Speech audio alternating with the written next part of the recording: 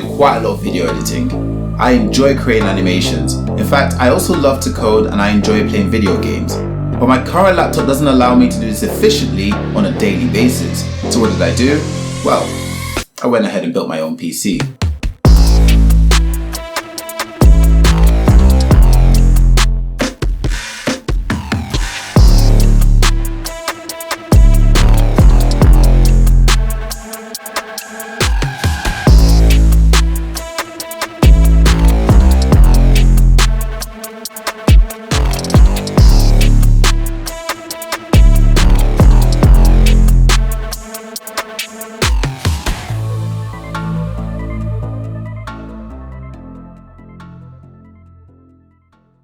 So I'm going to do a little deep dive into the hardware that I've bought to build this PC because I needed a PC that could fulfill my needs on a day-to-day basis. I'm also going to talk about some of the softwares I might have installed as well and give you some tips and tricks based on the experiences that I've had, because I did have a few failures, a few struggles and a few successes in order to get this PC into what it is today. Now, I'll be honest.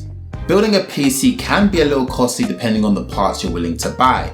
Obviously, if you're going for something a bit more powerful, it's more likely to cost you a bit more cash.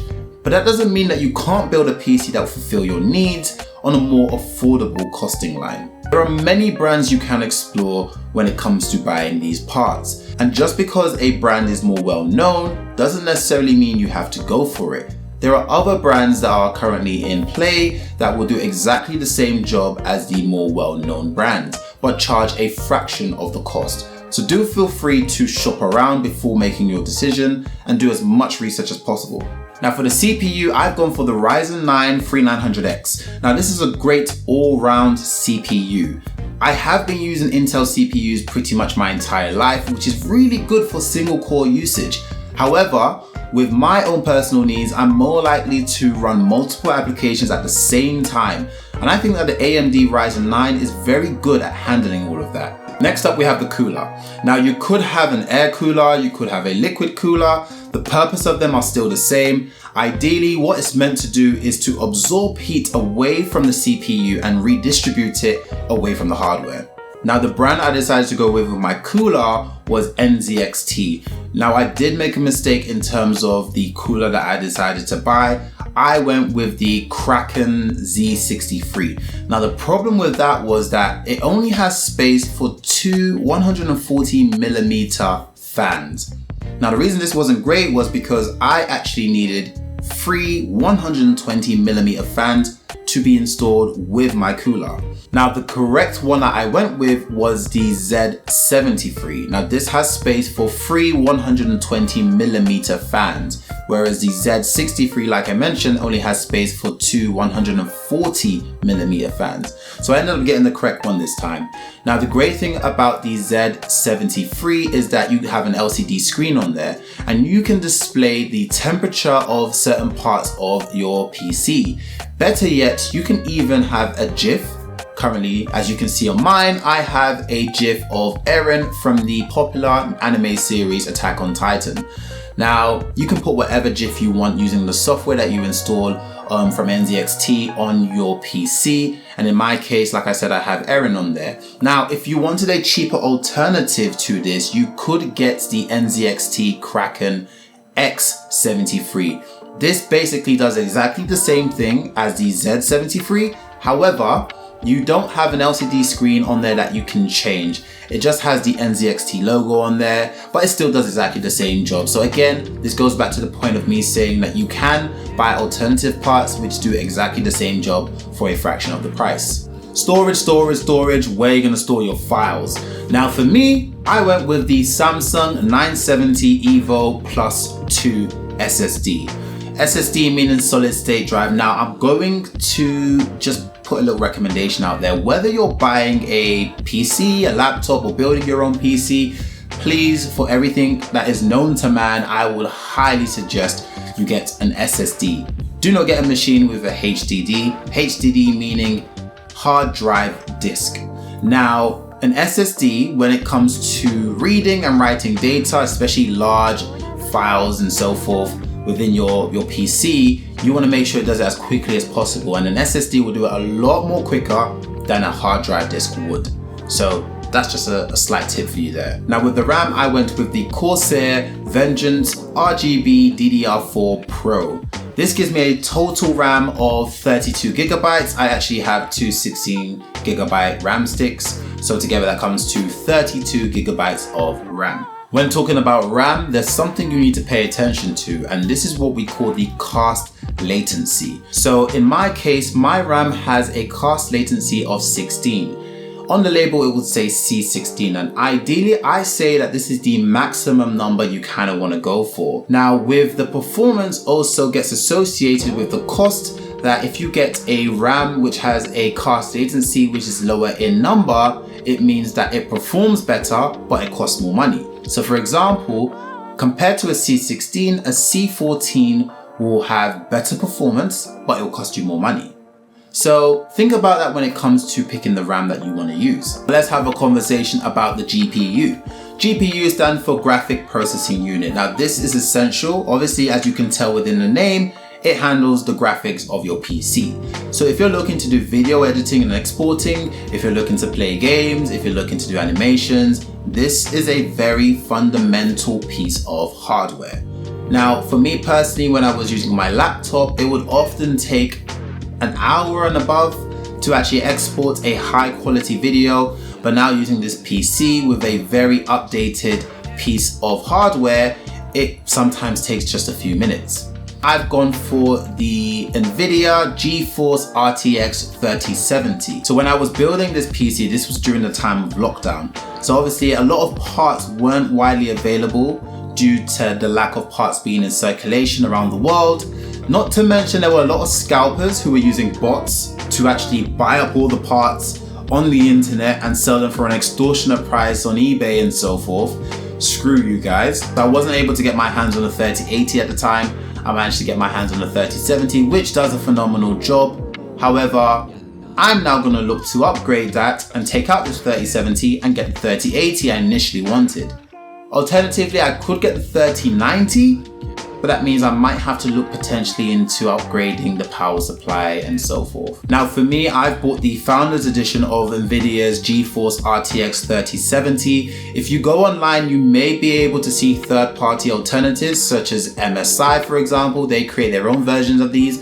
The third parties do have the ability to overclock. You're more likely to get a faster performing version of this GPU. However, with the Founders Edition, you have a nice sleek design, more likely to be cheaper than the third-party alternatives. So it comes down to whether you want more performance, you might want to go with the third party, but if you want something that's still going to do the job and look very sleek in design, you could go with the Founders Edition. Either way, they will both perform very well for your PC. Now with the case, I've gone with the Antec P120 crystal case. Now this is great because as you can see, all of the RGB lights I currently have in my PC are visible. Whenever I walk and turn on my PC, I'll be able to see every single piece of hardware in it. Now, if I didn't get a case like this, where it's transparent, there'll be no need for me to get any hardware that has any RGB lights. This is because, well, I'm not going to see them, am I? The case also has great airflow capabilities, allowing air to be sucked into the PC and back out. So my PC often tends to be quite cool, it doesn't tend to overheat. Now after building this PC, I call this PC my baby. But what is a baby without a mother? Well, in this case, I guess we need a motherboard, don't we? So I've gone with the MSI Mag X570 Tomahawk with Wi-Fi. Now the reason I chose this motherboard is because it has Wi-Fi capabilities. It's not often that I'm going to plug this PC using an Ethernet cable. Often I'm going to be moving this PC around to different locations, and currently in place right now, it's not in a location where an Ethernet cable is available. But still being able to use Wi-Fi has been fundamental for this PC. Now, one thing to bear in mind when you are choosing your motherboard is you need to choose a motherboard that is compatible with the chip you are going to use. So in this case, obviously I'm using an AMD chip and this motherboard is compatible with that. However, if I was using a chip which is for Intel, I wouldn't be using this motherboard. I'd have to buy an alternative. So MSI do have alternative motherboards that work with Intel chips, but in this case, like I said, AMD and this one. Now, we can't have a PC without supplying sufficient amount of power to it, right? So I've gone and bought a 650 watt EVGA power gold supply. Now, this supplies sufficient amount of power to my computer, making sure all of the hardware are operating at an optimal level. Now, when you're buying your power supply unit, you want to make sure you do get a power supply unit that actually supplies the correct amount of power. If you buy one which is lower in terms of watts, obviously it's not going to allow your computer to work. It may not even allow your computer to turn on. And you don't want to buy a power supply unit that is way above what you need. So it's essential that you do the correct research when it comes to this. And on top of that, I've bought a power supply extension cable, a PWM extension cable. Now, this is a lot nicer than the stock version that came with the power supply unit. This has a nice texture to it as well, which is going to help with maintaining this. And also it's a bit longer, so I can reposition the cables to be a lot more cleaner at the back of the PC. The last piece of equipment that I bought was the Antec Prizm 120 ARGB fans. The 120 standing for the 120 millimeters, which was essential for this PC like I mentioned earlier on in this video. And it also has the capabilities to light up, as you can see behind me now. Now, one thing to bear in mind is this pack that I bought also comes with a controller. The controller is essential for controlling the colors of the fans. However, in that pack, we only get 5 fans, and in my case, I needed 7. So I bought an additional 2 fans to go with the 5 that I currently already have. Now, when it comes to the controller, there's only a certain amount of ports. With 7 fans, this is not going to work for me. So I went ahead and bought a PWM fan splitter, which gave me more options. Then I connected the controller to the motherboard and connected the motherboard to the reset switch. Now, I have a reset switch at the top of my PC next to the on and off button. If I go ahead and click the reset button, it will change the color of the fans in my PC. So I wanted to have this alternative option of doing that as I please. So a great website I would recommend is using PCPartPicker.com. This website allows you to compare different parts. Also, based on your geolocation, you can see whether those parts are available in your region or not, or even what shop to get them from. As well as that, it also is essential for you to ensure that your parts are compatible. So you can use PCPartPicker.com to choose all your various different parts and make sure that they are compatible with each other. So the last thing to talk about are some of the softwares that I've had to install. Now, just to bear in mind, obviously with this PC, I have bought many different parts from various different brands. Now, the downside to that is that you now have to install various different softwares to basically change things with your parts. So for example, in order to change the colors of my fans, I can't use MSI's Mystic Light software. And that is what I use to control the lights for my Tomahawk motherboard. However, it does recognize the lights for my RAM, which is from Corsair. So there are some conflicts that you might come across in respect to that. I've also had to download the NZXT app as well. This is because I use that to change the GIF on my PC. So I've downloaded the MSI Dragon Mystic Light software. I've downloaded the software from NZXT. I've also downloaded the iQ software from Corsair because that allows me to directly control the lights that displays on my RAM. So you can see there are various different applications I've had to install because they all don't read the components or control the components well for other brands. So that's one thing to bear in mind. And obviously, if you go with a PC that is universal in terms of all the brands for the components you're using, it works a lot more easier that way. But the positive of using various different brands is you're able to find cheaper alternatives and you're able to have something unique. As you can see, all of my parts are different and they all look very good together. Now, if you've watched this video and you thought to yourself, I do want to build my own gaming PC, hopefully I've given you a bit of insight how to go about doing that. But if you've watched this and thought to yourself, maybe I don't have the capabilities of building one myself, that is completely fine.